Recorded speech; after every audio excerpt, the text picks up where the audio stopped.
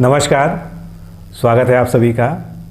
Interview की श्रृंखला में आज हमारे साथ हैं किशन कौशल जी, जो कि महोबा के एक ग्रामीण परिवार से आते हैं और मात्र 26 साल की उम्र में इन्होंने 7वीं रैंक से उत्तर प्रदेश सचिवालय में सहायक समीक्षा अधिकारी के पद पर अपना चयन सुनिश्चित किया है। तो किशन कौशल जी, आपको बहुत बहुत शुभकामनाएं इस चयन के लिए, बहुत बहुत बधाई आपको। और आपने पहला अचीवमेंट अपना जीवन का पहला प्राप्त कर लिया है तो कैसा महसूस हो रहा है आपको? बढ़िया सर। और परिवार में क्या रिएक्शन है इसको लेके? परिवार में क्या माहौल है? बहुत बढ़िया। अच्छा। हाँ।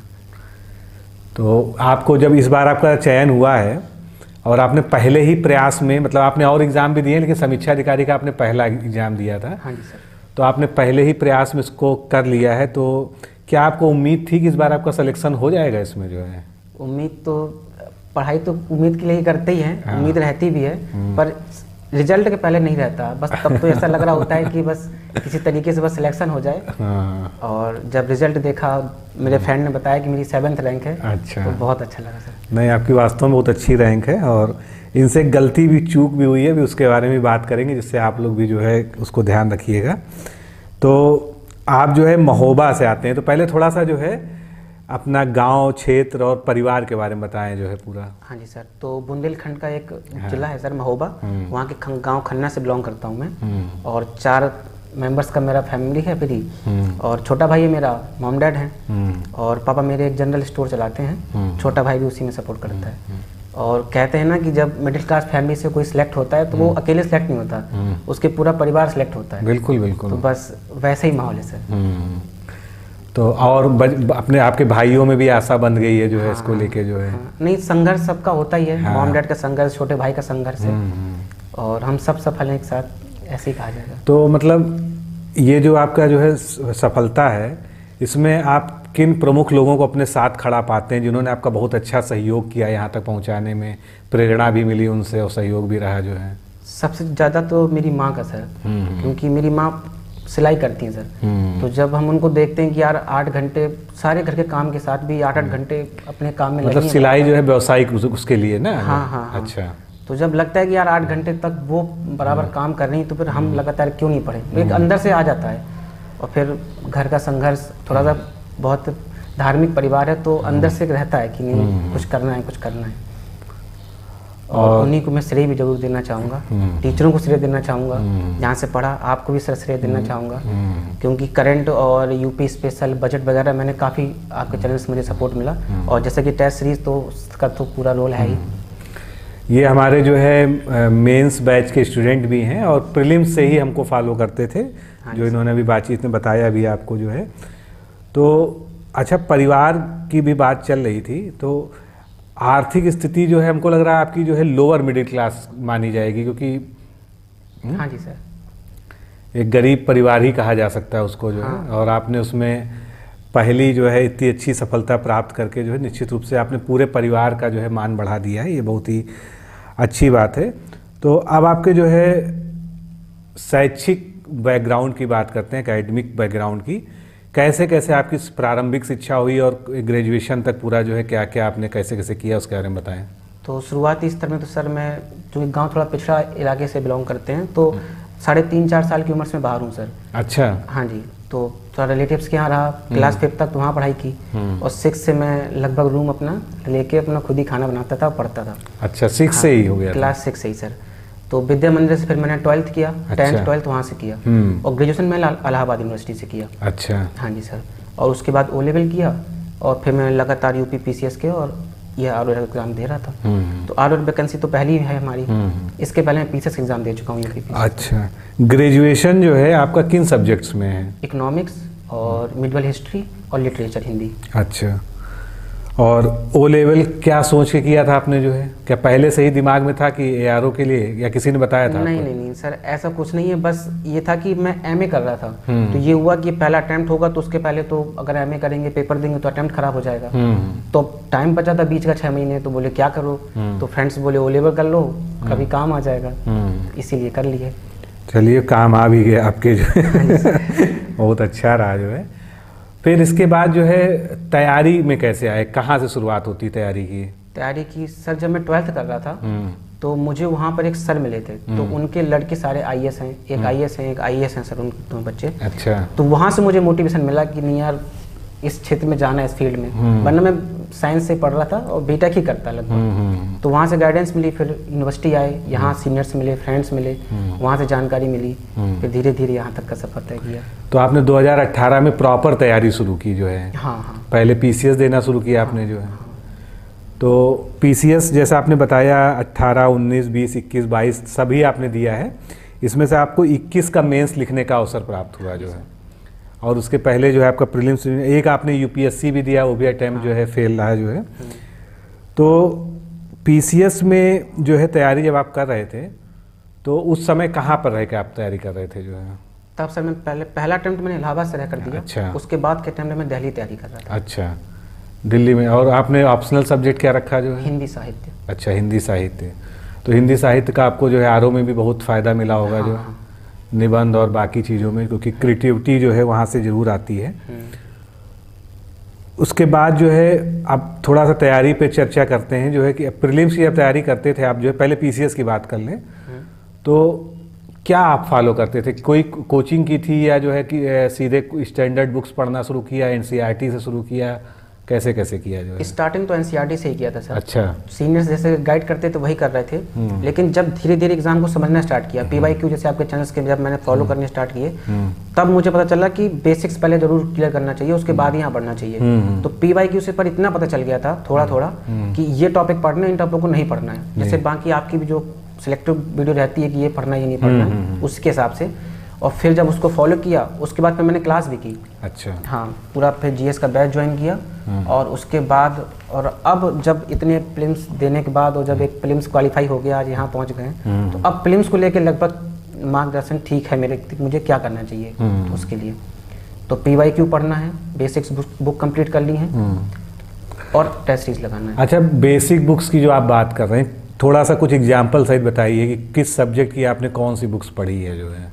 पीसीएस के लिए वही जो सबसे परंपरागत विषय है, तो हिस्ट्री। तो हिस्ट्री के लिए तो घटनाचक्र है, लूसेंट है और पीवाईक्यू है, तो ये पढ़ लें। और कोई भी एक बेसिक बुक मार्केट में कोई सही, जैसे मैं दृष्टि पब्लिकेशन की बुक पढ़ता हूँ, तो वो पढ़ रहे हैं। और उसके बाद ज्योग्राफी की, तो ज्योग्राफी की अगर चाहें तो पढ़ सकते हैं, वरना घटनाचक्र अपने आप में पूरी है, घटनाचक्र और लूसेंट और पीवाईक्यू। अच्छा। हाँ, और पॉलिटिकली परीक्षा वाणी की बुक आती है, उसमें क्वेश्चन का कॉम्बो बहुत अच्छा दे रखा है चैप्टर के वाइज, तो मैं वो फॉलो कर रहा था। और बाकी करंट हो गया, इकोनॉमिक्स के लिए मैंने मुझे बहुत अच्छा नहीं पढ़ा, जब जीएस हम कोचिंग में कर रहे थे तो वही उतना पर्याप्त है मेरे लिए। अच्छा। नोट्स क्लास के पर्याप्त थे। और बाकी जैसे साइंस के सब्जेक्ट्स के लिए क्या किया आपने? साइंस के लिए बेसिक बुक पढ़नी होती है, तो मैं दृष्टि की बुक पढ़ रहा था। अच्छा। हाँ जी सर। और घटनाचक्र सभी की पढ़ी है आपने? घटनाचक्र में 4 विषय की बहुत अच्छे से पढ़ी है। अच्छा। साइंस, ज्योग्राफी, हिस्ट्री और पॉलिटी। अच्छा। हाँ। और कितना रिवीजन किया होगा आपने? अभी तो लगातार ही आप दे ही रहे, तो लगातार रिवीजन कर ही रहे होंगे। जनरली जब हम लोग तैयारी कर रहे होते हैं तो टारगेट करते हैं 20 बार पढ़ने की एवरेज। अच्छा। 15 से 20 बार तो टारगेट करते ही हैं। हाँ। टेस्ट लगा रहे होते हैं, अब 7 दिन का टाइम मिलता है पर टेस्ट में, बीच में एक बार, तो अगर 4 बार ही पढ़ते हैं तो 4 स्लॉट में तो पढ़ ही लेते हैं लगभग। अच्छा अच्छा। और ये तो पीसीएस के बारे में हो गया। जब आप उसके बाद पहली बार आपने 21 में जब आरओ का फॉर्म भरा, तो आरओ के लिए क्या आपने सोचा, कैसे रणनीति उसकी बनाई जो है? हाँ, आरओ का पेपर पीसीएस से थोड़ा सा अलग है, उसकी प्रकृति अलग है, उसके क्वेश्चंस का नेचर ही पूरा अलग है। क्या आपने डिफरेंस पाया दोनों में? डिफरेंस ये पाया कि जो परंपरागत विषय हैं, जो पीसीएस में बहुत नंबर स्कोरिंग करते हैं, वो आरओ में नहीं करते। जैसे हिस्ट्री का पेपर, तो हिस्ट्री का जो पोर्शन है वो आरओ में बहुत अच्छा नंबर गेनिंग नहीं करेगा। तो उसके लिए क्या है, पहले तो पीवाईक्यू बहुत अच्छे समझें। जब पीवाईक्यू हमने समझा अच्छे से, तो फिर रियलाइज हुआ कि इस जो यूपी का सेक्शन है, उत्तर प्रदेश का आरओ के पेपर में, और जो मैथ का जो पोर्शन है, मैथ रीजनिंग का, ये बहुत अच्छे स्कोर गेनिंग थे। तो इसको पहले कंप्लीट किया, फिर करंट अफेयर्स हो गया और साइंस हो गया। तो बस पीवाईक्यू पढ़ा, समझा कि कैसे कैसे कट ऑफ तक पहुंच सकते हैं, वैसी रणनीति। बाकी आपकी बेसिक तो तैयारी मतलब कोचिंग से और किताबों से आपने जीएस की पहले ही कर रखी थी जो है। अच्छा, यहाँ पर जो है रोल आता है, फिर आप जो है हमारे चैनल से जुड़े, कैसे आपको पहली बार पता चला हमारे चैनल के बारे में? मैं सर जब पहला टाइम दे रहा था तभी से जुड़ गया था लगभग। अच्छा। क्योंकि उसके लिए जो यूपी का जो पोर्शन आप पढ़ा रहे थे उस समय, तो मैं उसको लगातार डेली क्लास उसकी अटेंड कर रहा था पर टॉपिक के हिसाब से। और उस समय यूपी का पोर्शन ज़्यादा आता भी था। अभी भी आता है, बहुत जबरदस्त जो है। तो इसीलिए फिर जब उसका रोल तो आर में पता चला अच्छे से, क्योंकि आर में 10 से 12 क्वेश्चन आ जाते हैं करंट और परंपरागत मिला के। तो फिर मैंने यूपी वहाँ से पढ़ा, फिर धीरे धीरे जब आपका चैनल पता चला कि हाँ इसमें ये भी है, तो जनरली मैंने PYQ आपके यहाँ से जैसे बहुत ज़्यादा पढ़ा, यूपी स्पेशल बहुत पढ़ा, करंट में पूरा फॉलो कर रहा था, बजट का सेक्शन फॉलो कर रहा था, तो और टेस्ट सीरीज तो फिर सर आपके यहाँ से पढ़ी रहा था। चलिए, अच्छा अब सामान्य हिंदी पे आते हैं, प्रीलिम्स की जो है। सामान्य हिंदी में आपने क्या बुक्स पढ़ी हैं जो है? सामान्य हिंदी की सर आदित्य पब्लिकेशन की बुक आती है, क्योंकि प्रीलिम्स में 6 टॉपिक आते हैं। और पहले मेरा टारगेट ये था कि मैं एक काम करता हूँ कि पहले जो 6 टॉपिक किसी एक बुक के पूरे कंप्लीट कर लेता हूँ, उस पूरी बुक को कंप्लीट कर लूंगा, तब सेकंड बुक में जाऊँ, स्विच करूंगा। अच्छा। हाँ, तो मैंने आदित्य पब्लिकेशन लगभग बहुत अच्छे से पढ़ ली थी, और मेरे लगभग 59 क्वेश्चन नेट उसमें ठीक भी थे। अच्छा, प्रीलिम्स में? हाँ, बहुत बढ़िया। तो प्रीलिम्स का पेपर अच्छा चल गया उसके लिए, उस वजह से था। जब वो एक बार आदित्य पब्लिकेशन पूरी हो गई, जब लगा कि जरूरत है, तब फिर मैंने मेंस में लूसेंट एक बार पढ़ ली थी हिंदी की। लूसेंट हिंदी? हाँ, तो उसमें पर्यायवाची का सेक्शन आता नहीं मेंस में, तो सिर्फ 5 ही टॉपिक थे, तो एक बार देख लिया था। हमारी जो ई बुक है जो मेंस में भी दिए होंगे आपको जो है, वो आपने फिर पढ़ी बाद में? हाँ बिल्कुल, जब टेस्ट सीरीज हम जब कर रहे थे, तो टेस्ट सीरीज में यही था कि ओवरव्यू पूरा मिल जा रहा था कि कितना कहाँ से कितना पढ़। अच्छा, आपको जो है जैसे आपने लूसेंट पढ़ी, आदित्य पढ़ी, उसके बाद आपने जब कभी हमारी जो है ई बुक पढ़ी होगी हिंदी ऑब्जेक्टिव के लिए, तो उसमें कुछ क्या डिफरेंस आपको समझ में आया? जो हाँ, ये बहुत जरूरी है आप सबके लिए भी, कि जब हम आदित्य पब्लिकेशन बुक पढ़ रहे होते हैं तो उसमें कुछ मैटर ऐसा है जो गलत लिखा है उसमें, तो बहुत कंफ्यूजन रहता है कि यहाँ से वहाँ ये लिखा था, यहाँ ये लिखा हुआ है। फिर जब आपकी बुक में जब वो टेस्ट में सेक्शन मिल जाता है या फिर ई बुक में मिल जाता है, तो वो कंफ्यूजन दूर होता है उससे बहुत तेजी से। तो अगर एक बार रिवाइज कर सकते हैं उसको, तो रिवाइज जरूर करना चाहिए उसे। बिल्कुल। अच्छा, आप जो है कभी आपने जो है जॉब वगैरह भी की है क्या, कि केवल इस फुल टाइम स्टूडेंट ही रहे हैं? नहीं सर, मैं ट्यूशन पढ़ाता था बच्चों को। अच्छा। जब मैं यहाँ पे रहता था, BA बैचलर कर रहा था, तब भी ट्यूशन पढ़ा रहा था। हाँ, जब मैं 18 के बाद मेंस की जब तैयारी करने गया, तो उसके बाद फिर मैंने कुछ नहीं कर रहा था। अच्छा। हाँ जी। तो ट्यूशन किन सब्जेक्ट की पढ़ाते थे जो है? मैं छोटे बच्चों से पढ़ाता था, 8 तक के बच्चों को। अच्छा। तो उसमें तो कुछ सब्जेक्ट का कोई मतलब ही नहीं, सभी पढ़ाते होंगे जो है। तो प्रीलिम्स आपका जब हो गया, प्रीलिम्स में जीएस में कितना स्कोर रहा होगा आपका जो है? जीएस में सर 60 के आसपास था मेरा, 60-70 के आसपास। और उधर 59 आपने खींच दिया था जो है, तो हिंदी ने अच्छा आपको बैकअप दिया जो है? हाँ, हिंदी ने बैकअप अच्छा दिया। हिंदी ने ही निकाला आपको, ये समझ लीजिए। सर क्या है कि उसमें पीसीएस मेंस चल रहा था। हाँ। तो मैं चाहकर भी, मेरा मन तो बहुत कर रहा था कि मैं इसको पढ़ता चलूं, पर मैं इसको साथ में ले नहीं पाया एक्चुअली। तो मेंस पढ़ता रहा पीसीएस का, और उसी बीच ये पेपर था आर का प्रीलिम्स का, तो थोड़ा सा इतना अच्छा उसका करंट बहुत अच्छे से नहीं पढ़ पाया, और बस इसलिए थोड़ा सा नंबर कम हो गया। बाकी उसमें जीएस का पेपर बंद था पहला, हमारे हिंदी का जो पेपर आता है मेंस में, उस वजह से मैं हिंदी पढ़ रहा था। अच्छा। तो दोनों में काम आने के लिए तो फिर वहाँ पे स्कोर अच्छा हो गया। नहीं, तो मदद मिल ही जाती है, उधर और इधर में काफ़ी समानताएं हैं जो है। तो मेंस में फिर आप जब हमारे बैच से जुड़े जो है, तो उसमें आपको जो है आपने पत्र लेखन भी पहले पढ़ा ही होगा पीसीएस के लिए, बाकी चीज़ें पढ़ी, तो सबसे ज़्यादा डिफ़िकल्ट आपको क्या लग रहा था कि हमको आरओ में क्या सबसे ज़्यादा परेशान कर रहा मेंस के लिए जो है? मेंस के लिए सच कहें तो मुझे कुछ परेशान कुछ नहीं कर रहा था, क्योंकि मेंस के लिए टाइम मिल गया था। जब पीसीएस का मेंस पूरा दे लिया, उसके बाद लगभग 60-70 दिन का टाइम था मेंस के लिए, तो एकदम घबराए नहीं। प्रीवियस सर पेपर देखा, अच्छे से समझे, आपकी टेस्ट सीरीज प्रॉपर ज्वाइन कर रखी थी मैंने, तो उससे बस ये था कि मुझे हर टॉपिक वाइज मैटर मिलता चला जा रहा था। तो अब फॉर्मेटिंग का उसमें सारा गेम था, तो प्रैक्टिस आप करा ही रहे थे बराबर, तो मैं उसको फॉलो कर रहा था, और मैं परेशान नहीं था एक भी। मुझे था कि 7 टॉपिक हैं, आराम से धीरे धीरे करके हो जाएगा। और सारांश वाला जो सेक्शन था, तो वो मैं चूंकि मेंस क्लास कर रहा था, टेस्ट भी अच्छे दे रहा था, तो वो प्रैक्टिस करते करते वहाँ से हो गया। तो जैसे आलेखन हो गया, और सारणीकरण का चैप्टर जैसे आपने वो पूरा एक ही बार में बता दिया था, और सारणीकरण तो आप शायद फंस भी गया था आपके उससे, जो आप सेक्शन बताए थे कि नीचे करना है, तो उसमें काफी अच्छा, थोड़ा सा हम निबंध पे आते हैं। हिंदी साहित्य के आप विद्यार्थी रहे, तो निबंध के लिए मतलब एक बेसिक तो आपके दिमाग में हमेशा से कंटेंट हमेशा रहता ही होगा कि कैसे शुरुआत करनी है, क्या करनी है। तो निबंध लिखते समय जो है सबसे पहले आप क्या सोचते हैं, मतलब कोई टॉपिक आपको दे दिया जाए तो आप कैसे सोचते हैं कि कैसे इसको हमको फ्रेम करना है, क्या क्या चीज़ें दिमाग में लाते हैं? तो जैसे कोई टॉपिक मिलता है तो पहले तो जब हम इस निबंध की तैयारी कर रहे होते हैं तो जनरली जब जीएस का सेक्शन पढ़ रहे होते हैं तो इतने सारे डेटा और इतनी सारी केस स्टडी हमारे पास ऑलरेडी पहले से पढ़ने में आ जाती हैं कि हम उनमें से कुछ ना कुछ लिंक कर सकते हैं।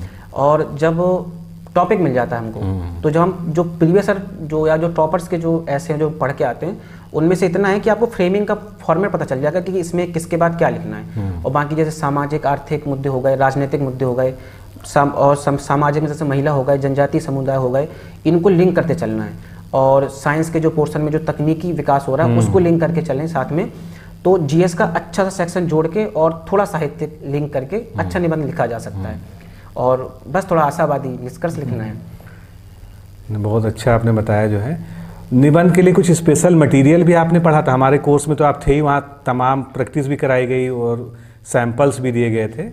कभी आपने बैकग्राउंड तैयारी के लिए कोई बुक वगैरह या कुछ संपादकीय पढ़ते थे, इस तरह का आपने कुछ किया है? जो मैंने कभी संपादकीय तो ज़्यादा नहीं पढ़े, पर मैं इतना जरूर करता था जितने टॉपर्स के, डिपेंड नहीं करता वो पीसीएस टॉपर है कि यूपीएससी के टॉपर हैं, हिंदी मीडियम के जितने भी टॉपर थे, जहाँ से मुझे पीडीएफ मिल जा रही थी उनकी निकाल के पढ़ ले रहा था। मेरा काम था, जैसे जब मैंने आपकी टेस्ट सीरीज ज्वाइन की थी उसकी मेंस के लिए, तो ऐसे के पहले मैं करता था जैसे आज ऐसे का टेस्ट है तो मैं उसको 2 दिन पहले से 2-3 पीडीएफ पढ़ लेता था ऐसे की। और आपने पीसीएस के टाइम पे एक ऐसे का पूरा स्लॉट निकाला था। हाँ। तो वो तो मेरे स्क्रीनशॉट अभी भी मेरे पास रखे होंगे, संभावित निबंध जो है। हाँ, कौन कौन तो से वो मैंने पढ़ रखे थे। तो वो क्लास तो आप प्रॉपर बताए थे कि कैसे कैसे मैपिंग करनी है, कैसे क्या आगे बढ़ना है उसमें, तो वो मैं कर रहा था। तो ऐसे का तो ऐसा है कि कुछ अलग से टेंशन नहीं लेनी है उसके लिए। बस ये कि टॉपर्स के 4-5 ऐसे अच्छे पढ़ लीजिए, बुक्स के नहीं। बुक्स में क्या होता है कि एक अलग से फॉर्मेटिंग, या तो कोई क्लास में कोई बता रहा हो आपको कि ऐसे ऐसे है। जो परंपरागत बुक आती है वो बड़ी स्टैंडर्ड टाइप की होती है, वो पढ़ के लगता है कि बड़ी जटिल भाषा लिखी है, कैसे लिंक आगे बढ़ेगा। किसी टॉपर्स के आंसर पढ़ के 4-5 आंसर पढ़ के और बस स्टार्ट कर दीजिए। अब मैंने आपके यहाँ लगभग 8 टेस्ट लिखे थे मेंस के, तो 8 टेस्ट में 8 निबंध भी लिखे, तो वो हाँ बार निबंध लिखे, तो इसलिए वो निबंध का सेक्शन अच्छा हो गया। और निबंध से मुझे उम्मीद भी थी, निबंध पेपर अच्छा गया था मेरा। तो 120 में कितने मिले होंगे अंदाजन, मतलब क्या अंदाज लगाते हैं आप जो है? क्योंकि आपकी रैंक अच्छी है तो इसका मतलब आपको गेन तो हुआ ही निबंध से। मुझे जहाँ तक लगता है 70+ के आसपास रहना चाहिए शायद। नहीं 80 से कम नहीं होगा आपका निश्चित रूप से। अब चलिए कभी कॉपी आपको देखने का सौभाग्य मिले तो जो है। करंट अफेयर्स की कैसे तैयारी करते थे आप? जो है करंट अफेयर्स के लिए क्या क्या आपने पढ़ा है? जो है करंट अफेयर्स के लिए जब हम जनरल प्रीलिम्स की तैयारी कर रहे होते हैं तब तो ज़्यादा करंट पढ़नी होती है, लेकिन जब इस बार आरओ का मैं प्रीलिम्स दे रहा था तो उसके पहले पीसीएस का प्रीलिम्स हो चुका था। हाँ, तो लगभग करंट तैयार थी। और करंट के लिए जैसे आपने पहले बताया था ना कि करंट अगर 12 महीने की आ रही है तो जरूरी नहीं है कि पूरी 12 महीने की करंट पढ़ेंगे। हाँ। एग्जाम के जो पहले के 4 या 5 महीने होते हैं वो सबसे ज़्यादा लगभग 60% करंट वहाँ से उन टॉपिकों से आती है। और अगर प्रीवियस पेपर को अच्छे से एनालाइज कर ले तो मैं देख पाऊंगा कि लगभग 10 टॉपिक ऐसे हैं जिससे पक्का क्वेश्चन आता ही आता है। तो अगर उन टॉपिक को आपके चैनल से, जैसे मैंने जैसे बुक्स का चैप्टर हो गया आपके यहाँ से मैंने पढ़ा था, और खेलकूद वाला जो पुरस्कार था वो आपके यहाँ से पढ़ा था, पद्म पुरस्कार पढ़े थे, और नोबेल प्राइज जैसे मैंने आपके यहाँ से पढ़े थे। तो अगर उनको सिलेक्टिव वाइज करंट पढ़ लें तो बहुत हार्ड नहीं है। और डेली बेस अगर करंट पढ़ते हैं, जैसे जो चैनल यूट्यूब पे हैं वो डेली वाइज करंट पढ़ाते हैं। हाँ, कई सारे चैनल हैं, अच्छे चैनल हैं कई सारे। तो अगर डेली वाइज करंट फॉलो करते हैं और लास्ट में एग्जाम के 20 दिन पहले जनरल कोई कंपाइल बुक आ जाए उसको अगर 4 से 5 बार और रिवाइज कर लें तो करंट बहुत हार्ड नहीं है। मतलब करंट में आपका हमेशा इंटरेस्ट बना रहा है, करंट आपका अच्छा रहा होगा। हाँ, क्योंकि मेंस राइटिंग करते रहे तो करंट से जुड़े रहते हैं लगभग। हाँ, क्योंकि करंट से ही रिलेटेड अब कुछ सब कुछ जो है करंट से रिलेटेड क्वेश्चंस का भी जो है, और खासकर इकोनॉमिक्स जो है करंट से पूरी तरह से रिलेट होकर आती है। तो ये अच्छा जो है, जब आप 18 से अपनी तैयारी शुरू की जो है, और 18, 19, 20, 21 4 साल में अपने करीब 4-5 एग्ज़ाम फेल भी हो, एक मेंस आपको लिखने का मौका मिला, तो परिवार का कभी दबाव आपके ऊपर बना जो है कि छोड़ो तैयारी, वापस आ जाओ, जो है अब जो घर में व्यवसाय चल रहा है उसी में हाथ बटाओ, ऐसा कुछ जो है रहा जो है? नहीं, मुझे घर से एकदम पूरा सपोर्ट था। और क्योंकि मैं बताया आपको कि मैं बहुत बचपन से बाहर निकल गया था, तो एक हमेशा आशावादी नजरिया हमेशा मेरे घर वालों से मुझे मिला है, और वो हमेशा सपोर्ट करते थे। जब मैं कभी बहुत ज़्यादा खुद को कमज़ोर भी फील करता था तभी मैं अपनी माँ से ही बात करता हूँ अक्सर, तो वो एकदम आधे घंटे में मुझे एकदम मैच्योर कर देती हैं ताकि अगले 1 महीने के लिए मुझे मोटिवेशन मिल जाए। तो फेल होने पे अगर बहुत निराश होते थे तो कैसे अपने आप को जो रिकवर करते थे जो है? निराशा तो सर इस तैयारी में ऐसा है कि हम सबको बहुत होती है। और लगता रहता है बीच बीच में कि कहाँ किस तरीके से चल रहा है टाइम।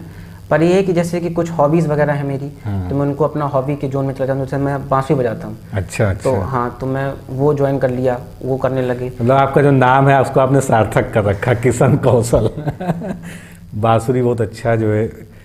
चलिए, ये भी अच्छा वो है। और क्या करते हैं जो है? और जैसे एक चीज़ और जो मुझे लगती है कि निराशा का जोन ऐसा होता है कि जब हम अकेले होते हैं तब निराशा ज़्यादा फील हो रही होती है। तो मेरा एक अच्छा सा तरीका और था कि जब मैं निराश फील करता था, मैं कभी उस जगह में रहता नहीं था। कभी सिंगल हूँ तो बस रूम छोड़ देता था वहाँ से, अपने दोस्तों के संग बैठा, उनसे बातें की, मॉम डैड से बात की, या उस दिन नहीं पढ़ने का मन कर रहा, कोई बात नहीं, उस दिन छोड़ दिया। पर उसमें रही नहीं है, उसको बहुत ज़्यादा ओवर थिंकिंग करने की कोशिश नहीं की, तो चीज़ें बड़ी आसानी से होती चली गई। और अब आप क्या सोच रहे हैं? अभी आपने ARO की पहली सफलता जो प्राप्त की है। अच्छा, एक मिस्टेक वाली जो बात हमने छेड़ी थी उसको यहाँ पर बताना ज़रूरी है। आप जो है हिंदी साहित्य से ग्रेजुएट हैं और आपने द्वितीय वर्ष के बाद तृतीय वर्ष में हिंदी साहित्य सब्जेक्ट छोड़ दिया था। फिर जब आप जो है DV कराने पहुँचे तो आपको पता चला वहाँ पर जो है कि अगर आप चाहते तो हिंदी साहित्य को ऑप्ट करके समीक्षा अधिकारी हिंदी के लिए भी अप्लाई कर सकते थे जो है।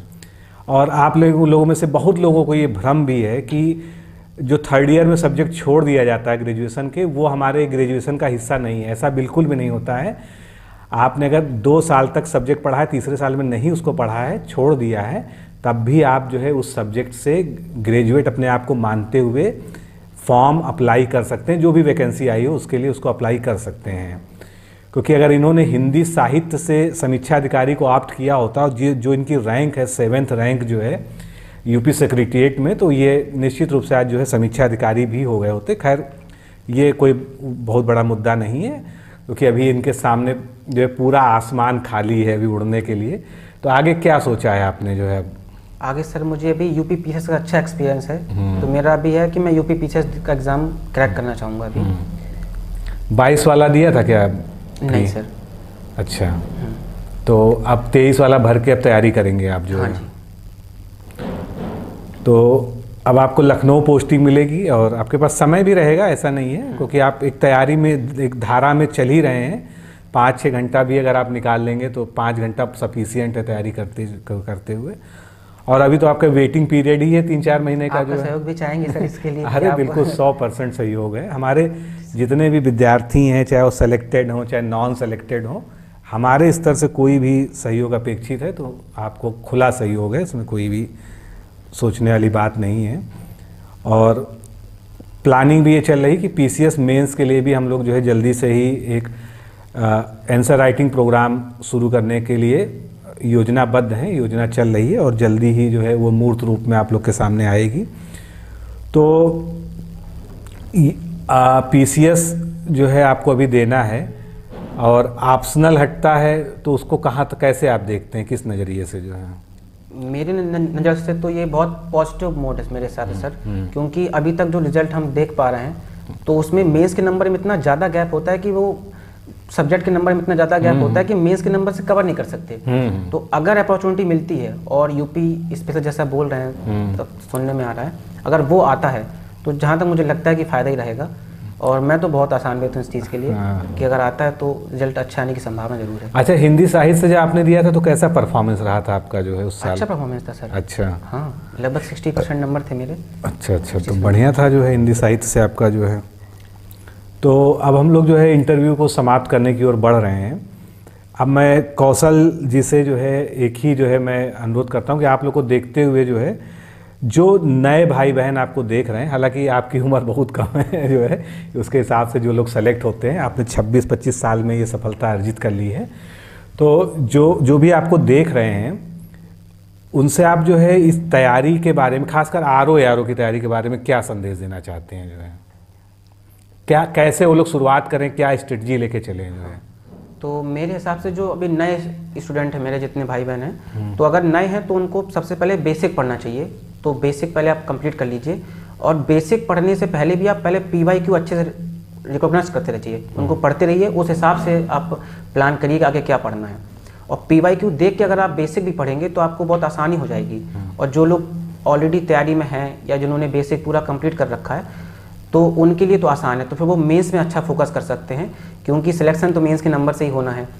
और प्रीलिम्स की टेस्ट सीरीज अगर आपको मौका मिले तो वो मत छोड़िए। अगर टेस्ट सीरीज आप बराबर लेके चलेंगे तो कुछ ना कुछ पढ़ाई होती रहती है और हम जुड़े रहते हैं उस एग्ज़ाम से। अच्छा, इसी बीच एक बात याद आई, आप जो है क्या मेंस की तैयारी प्री के साथ कर रहे थे आरओ में? क्योंकि वैसे तो आप चूंकि पीसीएस का मेंस दे चुके थे तो आपको बहुत ज़्यादा तनाव नहीं था, लेकिन आपने अपने अनुभव से क्या सीखा है? क्या आपको साथ में लेके चलना चाहिए या प्री के बाद मेंस फिर शुरू कर सकते हैं जो है? नहीं, प्री में तो साथ में पढ़ सकते हैं। अगर आरओ की बात करें तो जैसे जीएस के पेपर दोनों एक जैसे ही हैं, ऑब्जेक्टिव हैं, तो उसमें तो बहुत प्लान करना नहीं है। आलेखन की मेन बात कर रहा हूँ, आलेखन निबंध, आलेखन अगर साथ में पढ़ेंगे तो उसका फायदा बिल्कुल मिलेगा। जीएस ऑब्जेक्टिव पेपर में एकदम फायदा मिलेगा, क्योंकि हम उस भाषा शैली से परिचित होते जाते हैं, उस शब्द शैली से एकदम परिचित होते जाते हैं। जैसे कि निबंध के पेपर में या आलेखन के पेपर में शुद्धिकरण बहुत इंपॉर्टेंट है कि शब्द शैली बहुत साफ हो, गलत तरीके से न लिखे जाएं अक्षर। तो अगर आप दोनों साथ पढ़ते हैं तो एक तरफ आप तत्सम तत्व पढ़ रहे होंगे, विलोम शब्द पढ़ रहे होंगे, शुद्धिकरण के शब्द पढ़ रहे होंगे, उनका फायदा आपको मेंस में मिल जाएगा। तो ये दोनों फायदे करते हैं, साथ पढ़ने से तो आसान चीज़ें हो ही जाती हैं। बिल्कुल जो है, तो मुझे लगता है जो है कौशल जी ने जो आप लोगों के साथ जो है शेयर की अपनी जो है तैयारी की अनुभव जो है उसको आप लोगों ने निश्चित रूप से ध्यान से सुना होगा, और जो ग्रहण करने योग्य है वो आपने जो है ग्रहण करने का भी प्रयास करना चाहिए। तो किशन कौशल जी जो है आप पीसीएस दें और पीसीएस अधिकारी बनकर फिर हमारे साथ यहाँ पर बैठें एक बार जो है। ऐसी मैं अपनी डिकोड एग्ज़ाम की टीम और सभी आपको देखने वालों की तरफ से जो है ऐसी मैं कामना और शुभकामनाएं आपको देता हूँ जो है। आप यहाँ पर आए, हमारे साथ बैठे, बातचीत की और कुछ लोगों को आपने प्रेरित किया, इसके लिए भी जो है आपका बहुत बहुत आभार, धन्यवाद। और आप उज्जवल भविष्य हो आपका जो है, और आप इसी सफलता से मंत्रमुग्ध ना होके अगले एक लेवल को अचीव करें, ऐसा जो है आपको भी प्रयास करना चाहिए। तो मित्रों, आज का ये साक्षात्कार यहीं पर समाप्त करते हैं। कोई भी और प्रश्न जो है व्यक्तिगत रूप से आप पूछना चाहेंगे कौशल जी से तो आप यहाँ पर कमेंट कर दीजिएगा और ये जो है समय निकाल कर आपको रिप्लाई करेंगे, तो रिप्लाई कर दीजिएगा कौशल जी जो है। तो फिर मिलते हैं किसी और साक्षात्कार में, अभी के लिए इतना ही। नमस्कार, धन्यवाद।